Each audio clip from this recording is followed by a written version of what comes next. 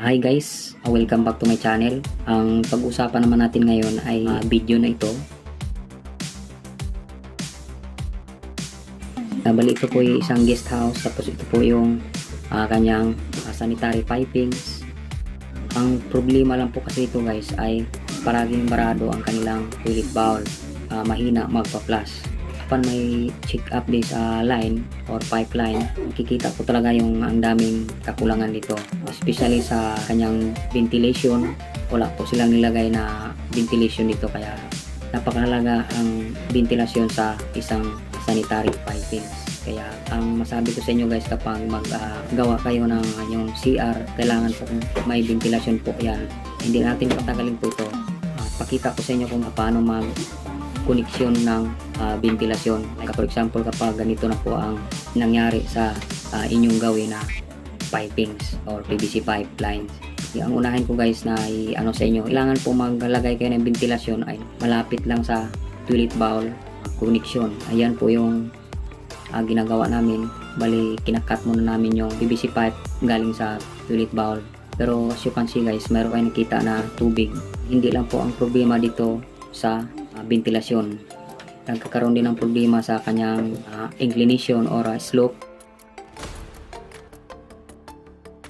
Alam nyo ba kung yung dumi at tubig ay sabay-sabay pong magpuklo yan. Pag mag-exceed sa or sobra ang inyong paglagay ng slope sa isang tubo, hindi po maganda ang inyong installation kapag ganyan. Na oversloping na, maaaring maiwan ang dumi niyan, ang tubig lang yung pumunta sa inyong septic tank. Kaya 2%, it means 2 cm in 1 meter. Yun po yung tamang pag-slope. So, sa 3 meters na isang PVC pipe, ay magkakaroon po tayo ng slope dyan na 6 cm drop sa dulo ng inyong tubo. Tandaan nyo, kapag mag-fit kayo ng isang fittings, ikabit nyo sa mga both side nya na hindi na po gumagalaw. Panoorin nyo po itong video nito para ma-observe nyo kung ano ang ginagawa ko.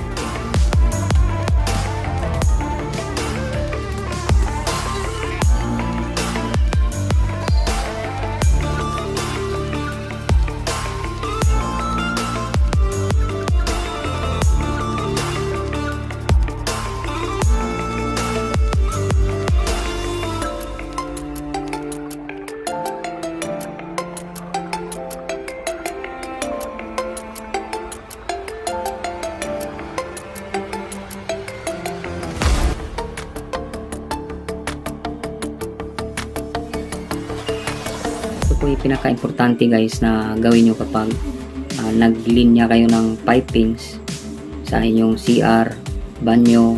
Much better talaga na connect natin sa public sewer drainage. Huwag natin pong i-combine doon sa paglalagyan ng dumi or sa septic. Ang pupunta lang sa septic tank is yung 4 inches na tubo. Yan po yung galing sa toilet bowl. So pagdating naman po sa ventilation, ito po yung mangyayari dyan. Pwede nyo pong i-combine ang kanyang ventilation. Tulad ng ginagawa ko dyan, pinuputol ko po yung PVC pipe na 2 inches. Yan po yung nagre-receive sa floor drain at saka sa lavatory. Dito naman tayo sa ano guys, kung paano nyo tatanggalin ang naiwan. Halimbawa kapag magputol po kayo ng joining, halimbawa yan, panoorin nyo yan.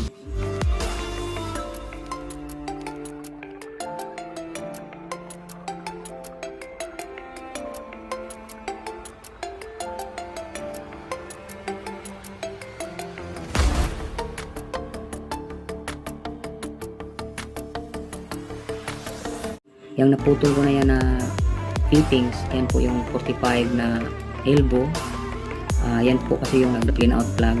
Ikukunik ko po yan sa ating magiging ventilasyon mamaya. Yan, T-reducer na yan. Maging isa sila yan. Para naman ma-connect po natin uli yan, ay kailangan nating tatanggalin ang kanyang naiwan na tubo ilalim ng ating fittings. Pakita ko sa inyo guys kung anong ginagawa ko para magamit pa natin uli yan. Yan po yung ginagawa ko guys.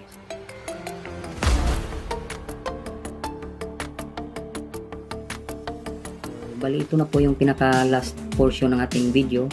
Kung napapansin nyo, yan po yung kanina medyo nahihirapan po talaga kami na mag-alis ng mga tubig dyan. Ang dami talagang pundo ng tubig. Ito na po yung kalabasan guys.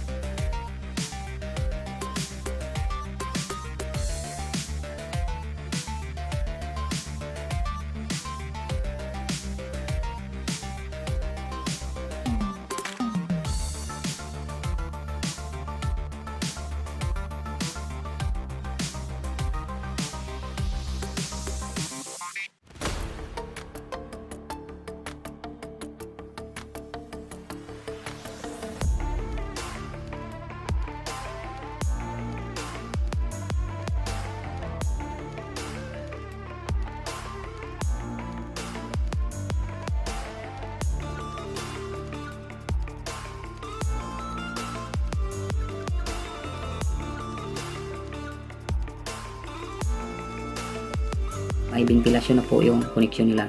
Okay na po yun. Nagpa-plus na po ng maayos. Hindi tulad ng una na parang nag-whirlpool lang talaga siya. Umiikot lang yung tubig. Hanggang dito lang muna guys. Kita-kits tayo sa next ko na upload video. Maraming salamat sa inyong pagsubaybay. God bless us all. Thank you for watching.